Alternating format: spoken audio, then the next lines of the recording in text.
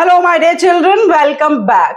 बच्चों, अभी तक जो हमने चैप्टर 6 में डिस्कशंस किए हैं, मैं समझती हूँ उससे आपको इतना तो पता चल ही गया कि बिजनेस जो है उसको बहुत सारी सोशल रिस्पॉन्सिबिलिटीज फुलफिल करनी पड़ती हैं towards the various groups of the society. And what are the arguments in favour of these social responsibilities of business that we have already covered up in the last video.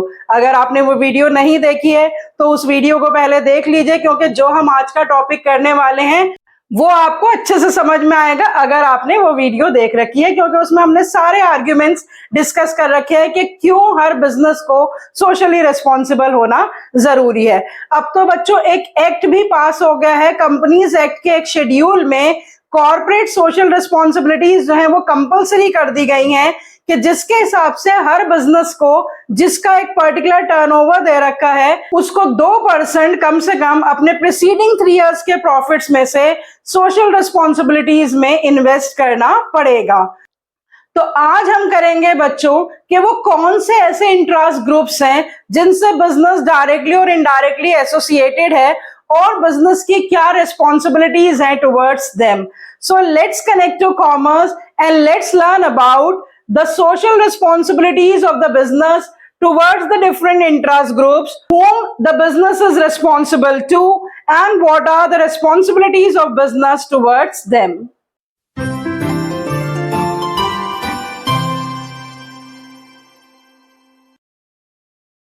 सबसे पहले बच्चों आप पूरे board का screenshot ले लीजिए।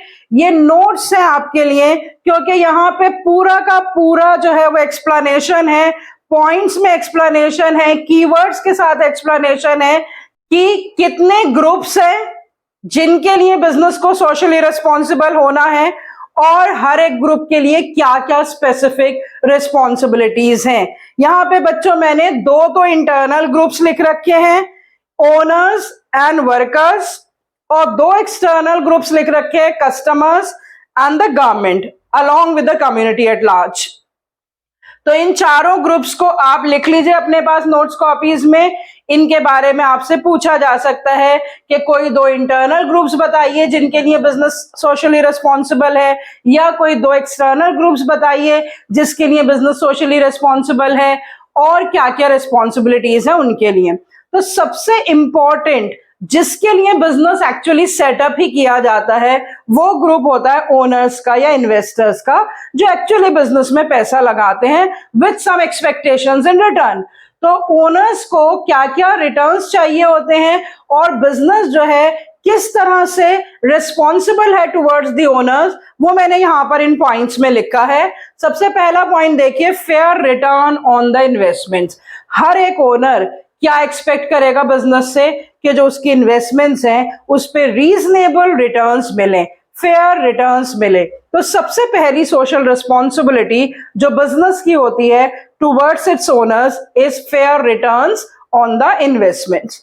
Number 2, safety of the investments, कि उसकी इन्वेस्टमेंट सेफ रहे, अनसेफ ना हो किसी भी तरह से। Number 3, regular, accurate and full informations about its working and the schemes of future growth। अगर किसी भी बिजनेस की फ्यूचर ग्रोथ की स्कीम्स क्या हैं, वो कैसे कैसे अपने किस किस प्रोजेक्ट्स में पैसा लगाने वाले हैं, आगे की informations, current informations, past records, अगर ये सारी इंफॉर्मेशंस बिजनेस लगातार प्रोवाइड करता रहता है ओनर्स को, तो ओनर्स जो है वो कनेक्टेड फील करते हैं और वो उसी हिसाब से फ्यूचर डिसीजंस लेते हैं कि फर्दर इन्वेस्ट करें बिजनेस में या नहीं करें। तो इस तरह की इंफॉर्मेशंस प्रोवाइड करना ये एक सोशल रिस्पॉन्सिबिलिटी है बिजनेस की टुवर्ड्स द ओनर्स। उसके बाद मैक्सिमाइज शेयर होल्डर्स वेल्थ।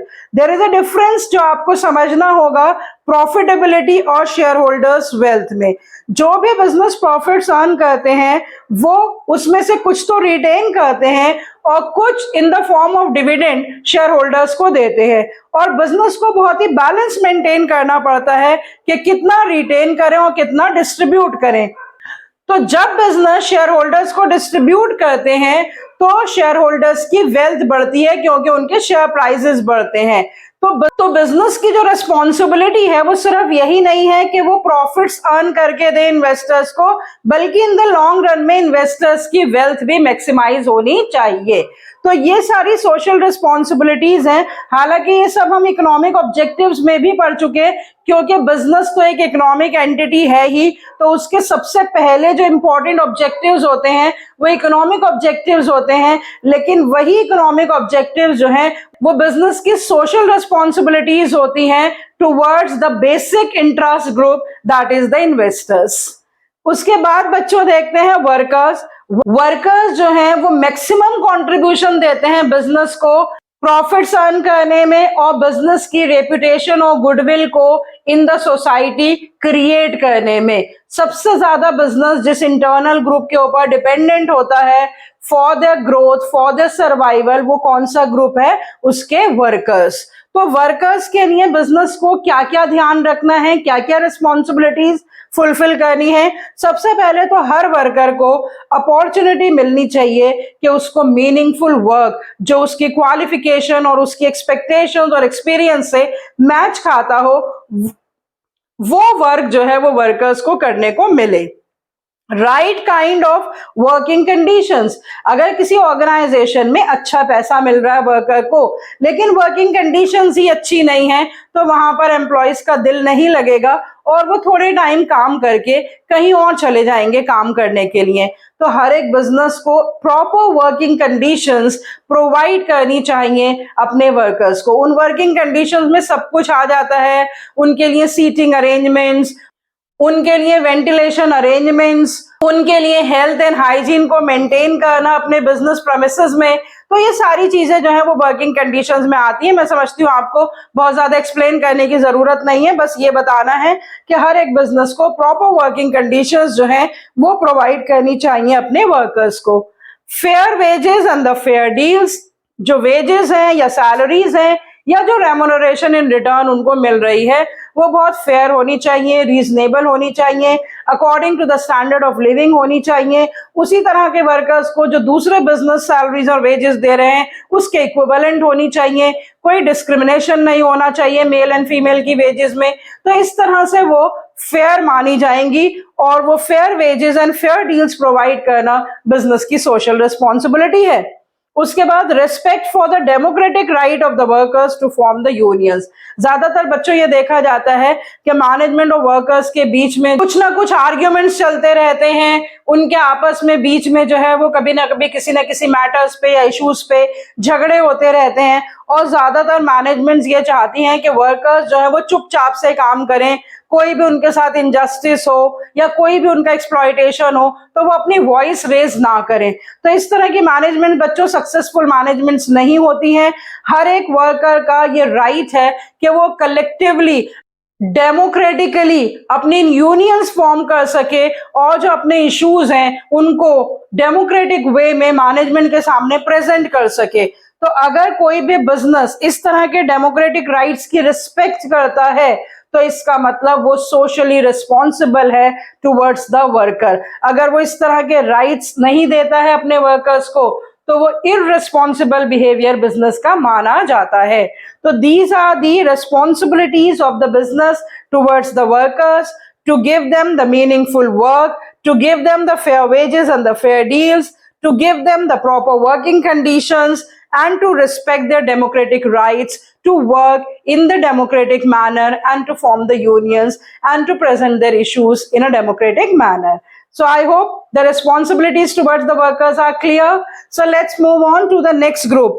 सबसे ज्यादा एक्सटर्नल ग्रुप जो इंपॉर्टेंट है बिजनेस के लिए वो क्या है? बिजनेस के कस्टमर्स।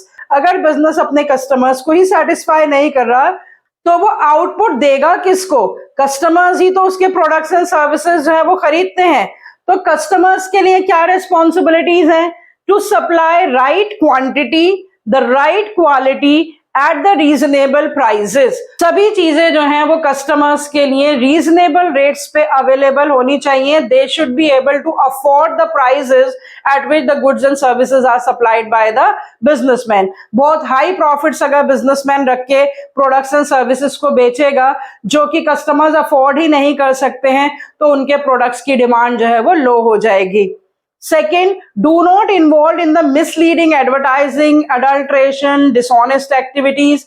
तो बहुत सारे बिजनेस क्या करते हैं कि फेक एडवर्टाइजिंग करते हैं, जो क्वालिटीज या फीचर्स उनके प्रोडक्ट्स में नहीं होते हैं उसको भी दिखा देते हैं एडवर्टाइजिंग में, और उस एडवर्टाइजिंग का पैसा भी वो कस्टमर से ही लेते हैं। तो इस तरह की फेक एडवर्टाइजिंग, डिसऑनेस्ट एडवर्टाइजिंग या कोई भी अडल्ट्रेशन, मिलावट अपने प्रोडक्ट्स में, ये सारी अनफेयर ट्रेड प्रैक्टिसेस हैं, इनसे दूर रहना है बिजनेस को।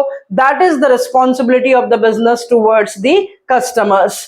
Provide timely and right information about the product and services. बच्चों अभी हम 12th क्लास में बहुत डिटेल में पढ़ेंगे about the marketing functions of the business, जिसमें प्रोडक्ट पैकेजिंग जो है वो एक बहुत इंपॉर्टेंट फंक्शन है, जिसमें हम पढ़ेंगे कि बिजनेस जो है उसके लिए मैंडेटरी होता है, कंपल्सरी होता है कि पैकेट्स पे सारी इंफॉर्मेशन प्रोवाइड करे अपने कस्टमर्स को, date of manufacturing, date of expiry, उसमें इंग्रेडिएंट्स क्या यूज हुए हैं, बहुत सारी चीजें, कुछ बेसिक इंफॉर्मेशन बिजनेस को प्रोवाइड करनी होती है।